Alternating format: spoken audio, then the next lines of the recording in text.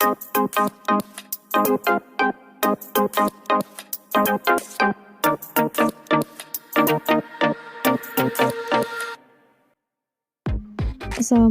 warahmatullahi wabarakatuh.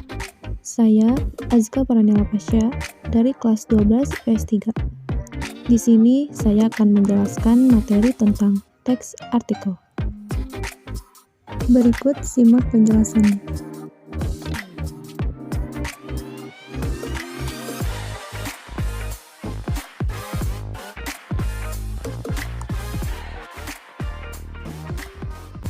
Artikel merupakan jenis tulisan yang berisi pendapat, gagasan, pikiran, atau kritik terhadap persoalan yang berkembang di masyarakat.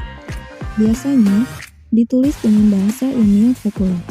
Sedangkan artikel opini yaitu tulisan yang berisi pendapat penulis tentang data, fakta, fenomena, atau kejadian tertentu dengan maksud dimuat di surat kabar atau majalah. Jika dilihat dari bentuknya, artikel opini ini termasuk dalam kategori teks eksposisi, karena berisi argumen seseorang atau pandangan seseorang. Ciri-ciri artikel diantaranya 1. Dibuat secara ringkas, padat, jelas, dan tuntas. 2. Didasari oleh fakta, bukan fiksi atau mitos. 3. Bersifat informatif dan faktual. 4. Dapat mengandung opini dan analisis. 5. Menggunakan bahasa baku atau resmi, serta kalimat yang lugas, logis, denotatif, dan efektif. 6. Metode penulisan artikel dibuat secara sistematis. Struktur artikel ada 3, yaitu 1. Tesis atau pernyataan pendapat, yaitu berisi masalah atau isu yang sedang dibahas atau yang sedang dibicarakan. 2. Argumentasi. Selain tesis, bagian terpenting opini adalah argumentasi. Argumentasi yang dikemukakan harus kuat, dalam arti harus didukung dengan data dan fakta. Karena artikel opini pada umumnya bersifat aktual yang berisi analisis subjektif terhadap suatu permasalahan. Argumentasi yang dibangun harus konstruktif agar pesan dalam tulisan dapat diserap secara baik oleh pembaca. 3. Pernyataan ulang pendapat, yaitu penegasan kembali pendapat yang telah dikemukakan agar pembaca yakin dengan pandangan atau pendapat tersebut.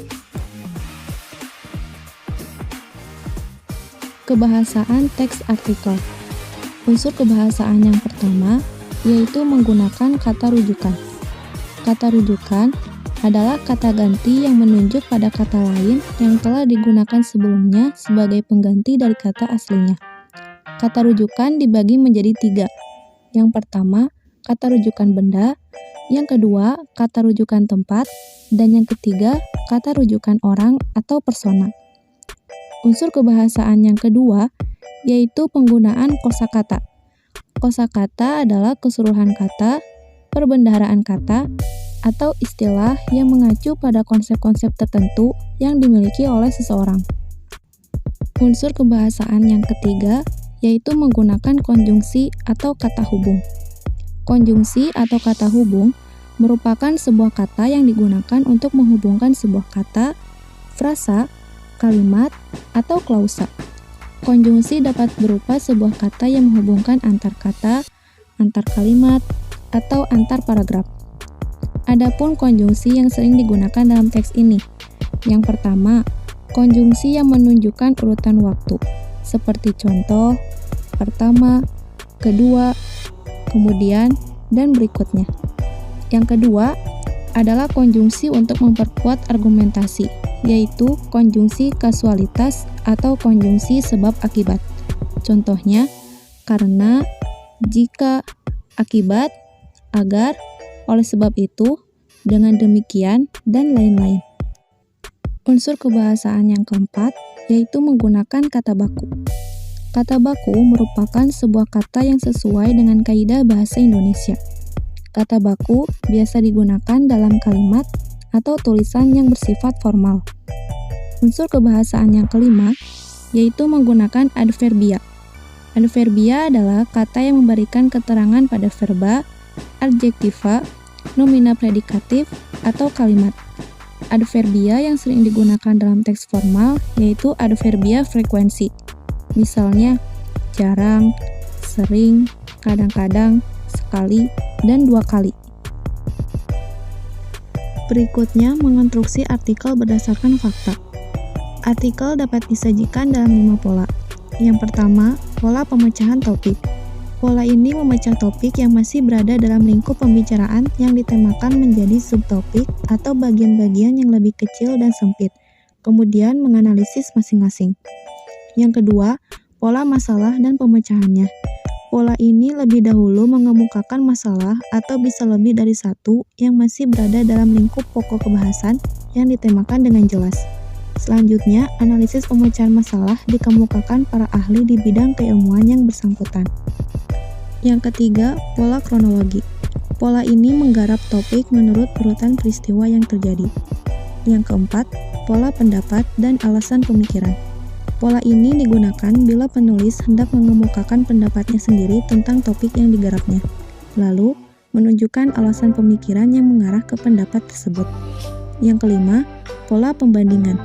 Pola ini membandingkan dua aspek atau lebih dari suatu topik dan menunjukkan persamaan dan perbedaannya. Pola ini paling sering dipakai untuk menyusun tulisan. Mengevaluasi informasi dalam sebuah artikel.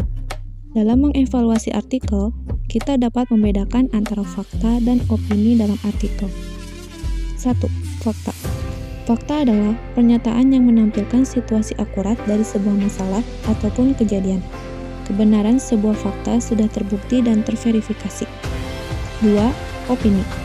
Opini adalah pernyataan tentang suatu ide dan pikiran serta pendapat yang bersifat subjektif, sehingga belum terbukti kebenarannya. Sekian penjelasan dari saya. Mohon maaf apabila ada kesalahan kata. Terima kasih. Wassalamualaikum warahmatullahi wabarakatuh.